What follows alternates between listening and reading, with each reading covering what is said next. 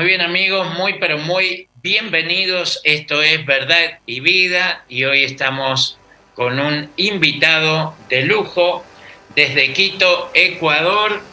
Tenemos al doctor en ciencias bíblicas, Yatensi Bonilla, experto en idiomas como hebreo, arameo, griego y latín, vicepresidente y cofundador del Seminario Ministerial Sudamericano Semisud en Quito, Ecuador. Conferencista, escritor de múltiples obras y por encima de todo ministro, obispo ordenado de la Iglesia de Dios Misiones Mundiales. Muy bienvenido, doctor Yatensi.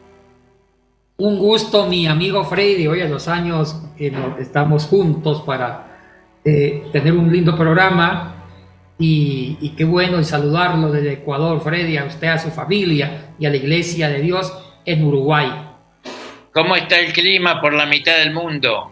Frío, frío, frío, como el alma de un pecador. Frío. Pero agradable, agradable, agradable al mismo tiempo. Qué gracioso. Muy bien, muy bien. Entonces, tenemos una serie de preguntas que, dado lo vasto de tu conocimiento académico, pasaríamos 7 programas con cada una de las preguntas, pero bueno, la primera de ellas es la diferencia entre el doctorado en Biblia y el doctorado en teología, ya que por estas latitudes no es conocido tu grado académico. Sí, Freddy, una muy buena pregunta, extraña, pero buena y pertinente. Veo que usted sabe esa diferencia. Mire, el teólogo fundamenta su ciencia, su saber, en ideas filosóficas y teológicas. Juega con la sistematización de las doctrinas bíblicas y el teólogo usa como recurso la filosofía. Un ejemplo, el quehacer teológico de la iglesia primitiva. La iglesia primitiva y también la iglesia medieval y la iglesia antigua siempre, o la iglesia moderna, perdón, y contemporánea, siempre hicieron teología usando la filosofía. Siempre. Entonces la filosofía da el análisis racional, la filosofía da el instrumento racional, la estructura lógica, y el contenido lo da la teología misma. Entonces la teología se fundamenta mucho, fundamentalmente en la especulación, en la especulación y en el racionalismo, en el raciocinio humano. En cambio, un doctorado en ciencias bíblicas no es especulativa, es técnica y científica. El biblista científico debe manejar papirología porque la Biblia fue escrita. Al ser escrita ya entra en el mundo de los símbolos y de los signos lingüísticos. Entonces hay que saber papirología, materiales de escritura antigua, de codificar los símbolos lingüísticos que usó Dios para inspirar la Biblia. Hay que saber hebreo, arameo, latín, griego, lenguas más antiguas que fueron las mamás o la mamá del hebreo antiguo, como el acadio sumerio, acadio babilonio, saber egiptología, lenguas que influenciaron también en la formación del paleohebreo al hebreo aramizado. Entonces, las ciencias bíblicas son parte del quehacer científico, no se va en la especulación como la teología, sino que va a lo exacto, a descifrar códigos lingüísticos para fijar el primer sentido, para saber qué fue lo que quiso decir Dios en el escritor primero. El biblista científico nunca te hace una exégesis, un biblista científico nunca te analiza un texto desde una traducción, sea cual sea la traducción, sea en inglés, en español, sea la Dios habla hoy, la Reina Valera, la Jerusalén, porque eso no es confiable, porque ya en las traducciones ya hay mucha hermenéutica ahí. Entonces, el biblista científico se va a las lenguas originales donde se escribió el texto. Entonces, eso se llama ciencias bíblicas. Qué tremendo, ¿no? La verdad, escuchar una explicación tan profunda en 2 minutos es un milagro y una gran bendición a la vez. Porque, reitero, aquí en nuestro contexto uruguayo, que es el país más laico de América Latina, no hay mucho estudio en religión, me refiero a nivel tan profundo como es el tuyo. ¿En qué universidad te graduaste? Bueno, en varias. Yo primero estudié en el seminario San Pablo con los paulinos y jesuitas en Bogotá. Terminé el colegio en Bogotá, en la San Pablo, en la calle 170. Después hice en el seminario mayor de Bogotá junto con la Javeriana, hice ahí filosofía. Para ser un biblista hay que ser primero ser filósofo, porque también no solamente basta, como dijo el cantante Franco Levita, el salmista, no basta con saber griego, ni hebreo, ni arameo, tiene que saber la filosofía, porque una lengua no es inocente, una lengua está cargada de una semántica. Una lengua, mi querido amigo Freddy, es la expresión mental de una cultura. Y entonces también la lengua refleja la filosofía de esa cultura, la filosofía política, económica, tradicional. Entonces es por eso que hay que estudiar primero filosofía semita para el Antiguo Testamento y filosofía griega para entender los escritos en griego. Ya que el Nuevo Testamento se escribió en griego, el hecho de usar el griego ya se usa la estructura filosófica semántica del griego, y hay que saber filosofía griega para entender el pensamiento bíblico del Nuevo Testamento. Entonces, estudié filosofía primero en Bogotá, después hice la maestría, después estuve en Europa estudiando el doctorado en ciencias bíblicas exclusivamente, siempre con los jesuitas y una formación bastante escolástica fuerte, católica, que tuve esa vena. Por eso es que dicen mis amigos, yo tengo cerebro jesuita pero corazón pentecostal. Así que tú fuiste obispo católico antes, ¿cierto? No, sacerdote, no obispo. Sacerdote. ¿Y cuál es la diferencia entre el obispo y el sacerdote? En la Iglesia Católica, Freddy, hay un sacramento que así está dentro de los 7 sacramentos de la Iglesia Católica, y uno de ellos, aparte del sacramento del bautismo, confirmación, y uno de los 7 sacramentos es el sacramento del orden, o sea, la ordenación sacerdotal. Hay 3 niveles de sacerdocio del presbiterado. Está el diaconado, que es el primer orden que ahí llegué. Entonces ya cuando uno es diácono ya se ordena, ya es parte de la jerarquía del mundo religioso católico. Después el presbiterado, el sacerdocio común, y el tercer orden es el obispado. Pero esos 3 órdenes es parte del sacerdocio general del catolicismo romano. Entonces ya el obispado son los obispos de diócesis, y son ahí donde salen los cardenales, salen los papas. El tema del cardenal, un arzobispo no son ordenaciones, ya son títulos honoríficos, pero las propias ordenaciones, el diaconado, presbiterado y el obispado.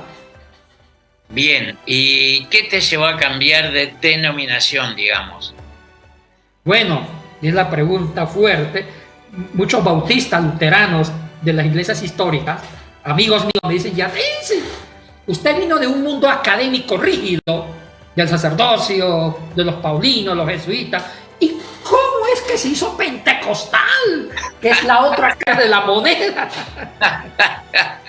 Esa es una pregunta, Freddy, que siempre me la hacen, y me encanta contestarla porque, y aquí es parte de mi experiencia espiritual, Freddy. En el sacerdocio, en el mundo católico, lo disfruté también en su momento.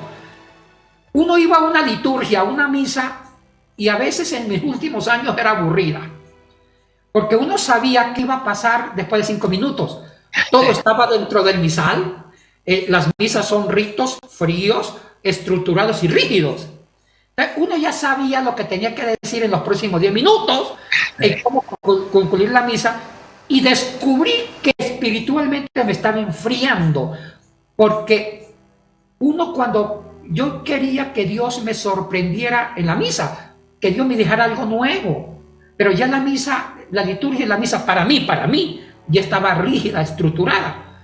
Eso me llevó a peregrinar, a buscar un modelo de espiritualidad nueva, que yo fuera a un lugar, a una liturgia, y que no estuviera nada programado, y que dentro de esa liturgia Dios me fuera sorprendiendo con cosas lindas, y encontrar más el rostro fresco, sorpresivo de Dios en una vida cansada.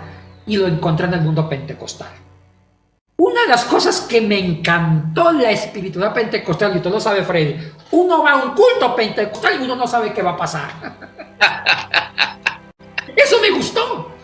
Me gustó ir preparado a recibir algo. Algo tenía que pasar. Ahora, ese modelo espiritual pentecostal lo defiendo.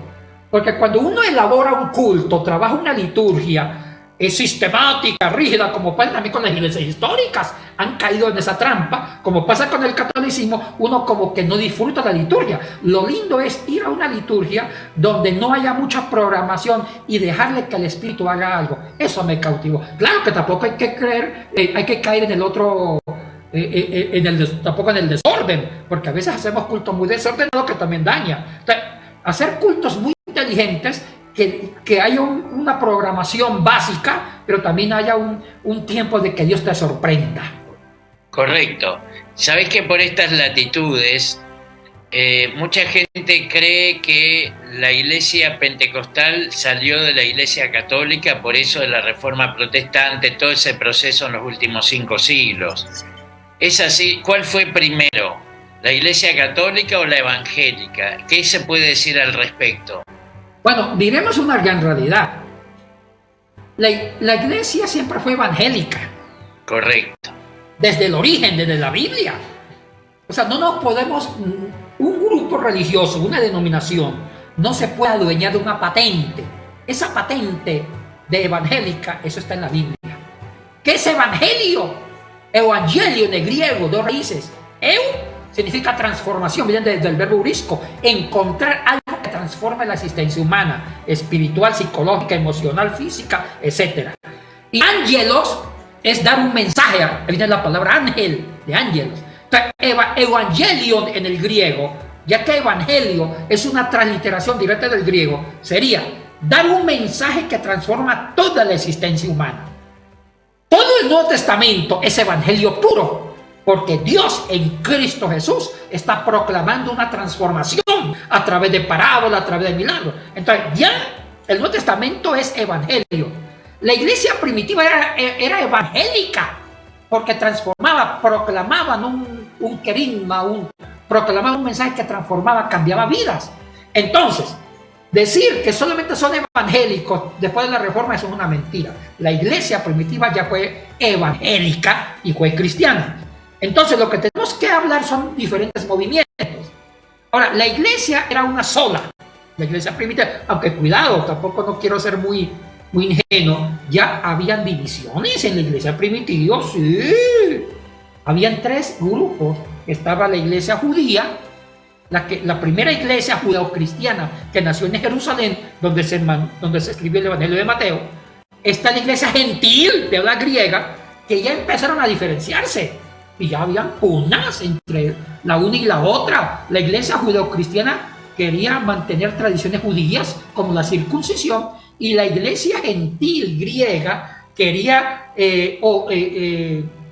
odiar las tradiciones judías. Ya empezaron la pugna y Pablo tuvo que alinearse con la iglesia gentil. Pero apareció una tercera muy peligrosa que la misma historia le etiquetó como una secta, que fue la iglesia gnóstica, que creció fuertemente en Asia Menor. Ahora, ya hubo diferencias. Y yo no creo que sean divisiones, no. Son énfasis para vivir la vida cristiana. Son énfasis. No digamos divisiones, sino énfasis. 3 énfasis. La gnóstica, la judeocristiana y también la gentil.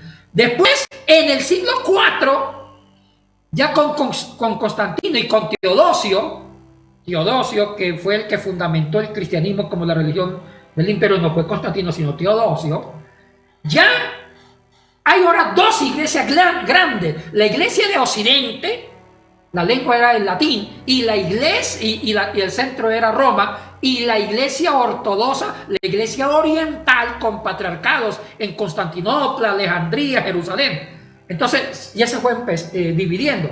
En la actualidad, la iglesia de Oriente todavía existe, que se llama la iglesia ortodoxa griega, que está mucho en Rusia, en la Europa oriental y más en el Oriente. Entonces, ya habían 2 iglesias fuertes en el siglo IV, siglo V, hasta el siglo XV. Ya en el siglo XVI, la iglesia de Occidente se dividió con la Reforma. No digamos división, no. Nuevos énfasis teológicos. Nació la Reforma Protestante con Martín Lutero. Ahí nacieron las iglesias históricas protestantes, como la luterana, la presbiteriana, de corte calvinista, de la predestinación, los metodistas. Pero todavía no estaban los pentecostales, no. Los pentecostales es un movimiento de santidad, de espiritualidad, que nació con el metodismo y con los pietistas en Alemania y con los moravos. O sea que el pentecostalismo es lo más nuevo, es del siglo XX. Entonces, yo creo que los pentecostales no somos nadie es dueño de los pentecostales, es un movimiento rebelde. Los pentecostales decir que son hijos de las iglesias históricas, no. Los pentecostales tienen su propia identidad. Tienen su propia identidad. Es una mezcla de iglesias históricas con catolicismo romano, sí. Porque el concepto del bautismo del Espíritu Santo se parece más a la teología de la confirmación, del sacramento de la confirmación, porque el sacramento de la confirmación católica romana tiene que ver con la neumatología. Es el sacramento donde el Espíritu Santo te confirma a Cristo en su corazón. Gloria a Dios. También las iglesias de Dios, las iglesias históricas no te hablan de un bautismo del Espíritu Santo.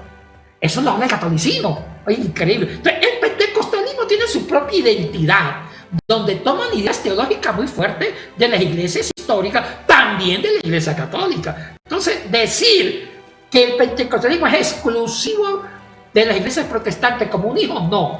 Es un mutante de diferentes vertientes. Bien, ahora surge un problema, ya que estás hablando de los protestantes, los pentecostales y los católicos, que también son nuestros hermanos.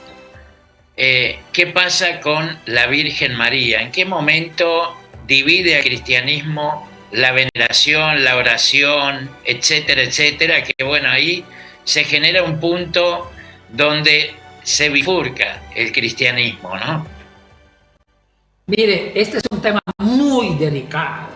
Muy. Como decía el salmista, el cantante Julio Jaramillo: no me toques ese vals porque me mata.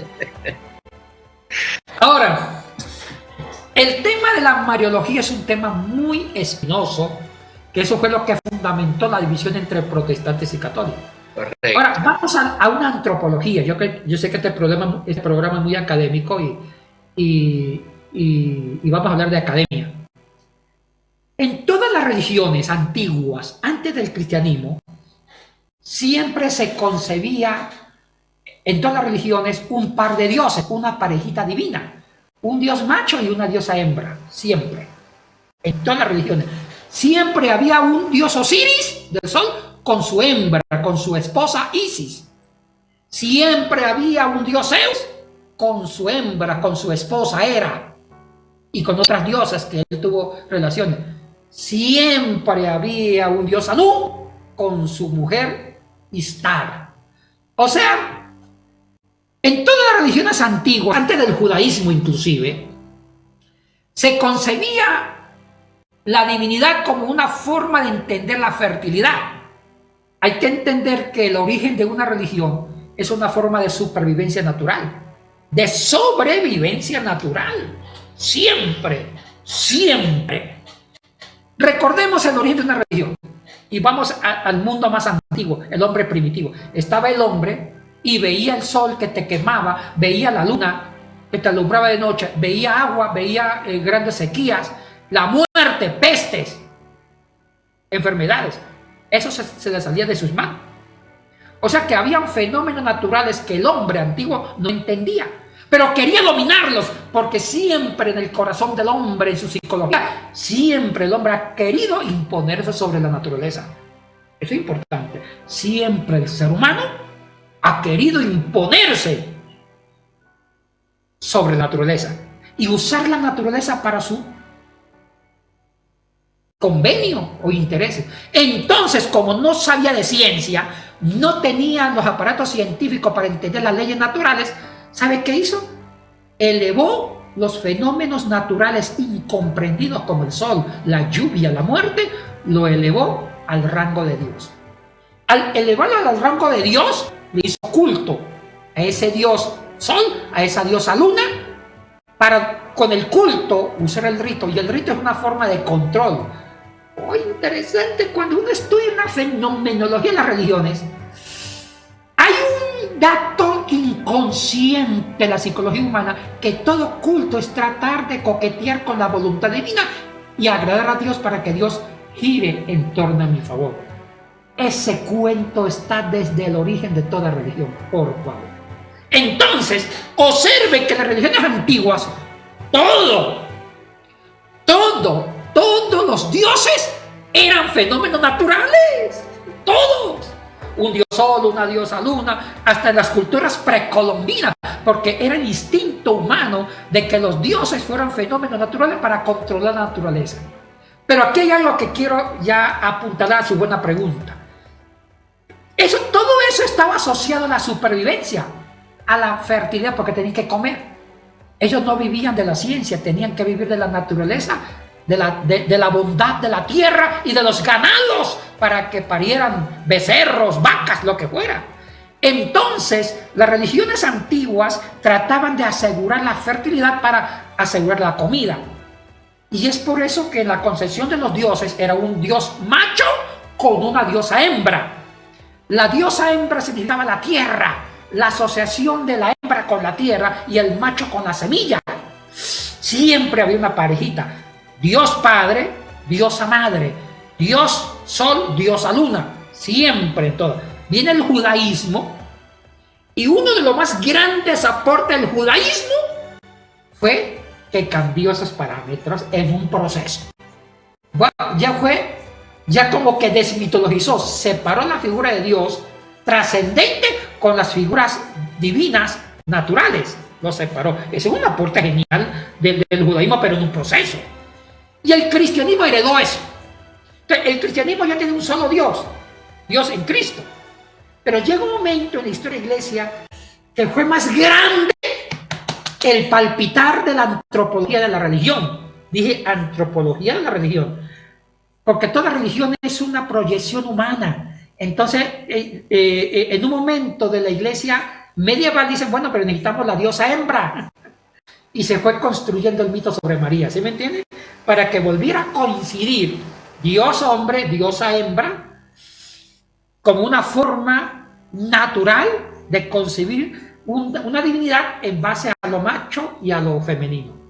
¿Y en qué siglo pasó eso, que empezó ese proceso? Eso fue un proceso, fue con el inicio de la Iglesia Imperial, en el siglo IV, cuando ya Teodosio declaró el cristianismo como la religión oficial. Entonces ya el cristianismo empezó a dialogar con otras religiones, y ahí se fue dogmatizando la figura de María Madre, para adorar al Dios Padre, María Madre. Entonces eso es algo muy antropológico, y a veces los teólogos no sabían que estaban jugando con la antropología religiosa. Entonces se va formando eso. Y uno escucha que cuando los católicos rezan, dice Santa María, Madre de Dios, y en realidad Dios no tiene madre, ¿no? Es la madre de Jesús hombre. Eso fue, mi querido amigo Freddy, eso nació en el Concilio de Nicea, en el año 325, cuando se llega al dogma de la unión hipostática de Cristo. Entonces ahí tienen que acuñar que Cristo tuvo una madre en la parte, tuvo una madre. Bueno, ese es un cuento largo. En el Concilio de Nicea, cuando ya se usó la metafísica de Aristóteles, con el término de sustancia, uso y esencia, para entender la realidad de Cristo. Eso se llama la doctrina de la unión hipostática, y como efecto dominó, nació el concepto de María, la Madre de Dios. Pero eso tiene toda una explicación filosófica, porque el cristianismo, a partir de Nicea, cayó en las trampas de la filosofía griega, lastimosamente. Eso es muy triste. Ahora vayamos a la palabra de Dios, la Biblia católica. ¿Por qué la Biblia católica considera que ciertos libros que no están en el canon de la protestante son parte del canon en sí y nosotros no? Bueno, ese es otro tema, lo que se llama el canon. Ese es otro tema bien complicado. Hay varios programas en sí mismo. Ese es otro programa, porque el problema es que hubieron varios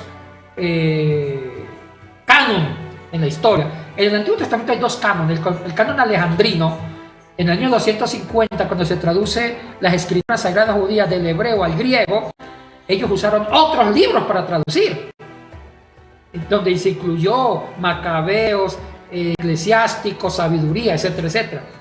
Pero en el Concilio de Jania, a finales del siglo I después de Cristo, los judíos antigriegos, los judíos de Jania, de la escuela de Gilil, por debatir con la iglesia primitiva, porque la iglesia primitiva usaba la traducción de la Septuaginta griega, sí, que era un canon más amplio, tenía como 70 libros. Entonces, para discutir contra los cristianos que usaban la versión griega, inventan su propio canon de Jania con libros escritos solamente en hebreo y que excluyen los otros libros. Entonces, en la historia de los cánones hay un problema apologético, hay en el fondo una guerra entre doctrinas, entre la iglesia primitiva con el pensamiento fariseo de Jania. Bien. ¿Por qué podemos saber que la Biblia es la palabra de Dios? ¿Qué garantía tiene la gente que dice fue escrita por hombre? Y como es escrita por hombre tiene errores, se equivocan. Bueno, ¿me escucha ahí, Freddy? Sí, perfecto. Mire, esto de decir que la Biblia es palabra de Dios entra en el campo de lo subjetivo. Yo lo llamo fe. Respondo por mí mismo. Para mí, la Biblia sí es palabra de Dios. ¿Por qué? Porque hay categorías antropológicas, hay concepciones de pensamiento humano que está por encima de lo mejor del mundo humano. Hay ideas que superan las ideas filosóficas. Y si hay ideas muy superiores que superan dogmas filosóficos, es porque hay algo espiritual y algo revelado, algo divino. Un ejemplo, la ética de Jesús. Jesús se adelantó a 20 siglos. Hablar que un delito era malo o bueno por la intencionalidad del corazón. Cristo presentó una perspectiva ética que superó las éticas de ese momento y sigue superando las éticas de hoy. Si eso no es palabra de Dios, entonces ¿qué es palabra de Dios? Entonces, yo demuestro que la Biblia es palabra de Dios en la exquisitez, en la perfección de muchas ideas teológicas, en el pensamiento liberador de Cristo. Cristo se adelantó a todo mundo. Y para que se adelante a todo mundo es porque Cristo presenta una palabra que está por encima del común denominador humano. Es palabra de Dios. Bien, es decir, la Biblia no tiene contradicciones, ¿verdad? ¿De acuerdo? Porque hay personas que dicen, tiene contradicciones, se contradice. ¿Qué le podemos decir a estas personas? Bueno, es que la Biblia tiene varias teologías. La Biblia no tiene una unidad teológica, tiene varias teologías. O sea, la Biblia es rica en exponer varios pensamientos, varias alternativas. Yo creo que la Biblia va de acuerdo, va en secuencia de lo que es el ser humano. El ser humano es un ser de muchas posibilidades. También la Biblia nos presenta muchas posibilidades teológicas. Muy bien, se nos fue el tiempo del primer programa. Veremos de hacer una segunda parte a esta entrevista que está sumamente interesante. Así que hasta aquí, querido hermano y amigo doctor Yatensi Bonilla, muchas gracias por tu participación en Verdad y Vida, que se emite por Canal 12 de Melo y por YouTube para todo el mundo. Así que bueno, será hasta la próxima. Bendiciones, mi amigo Freddy, y todos los que ven este programa, muchas bendiciones.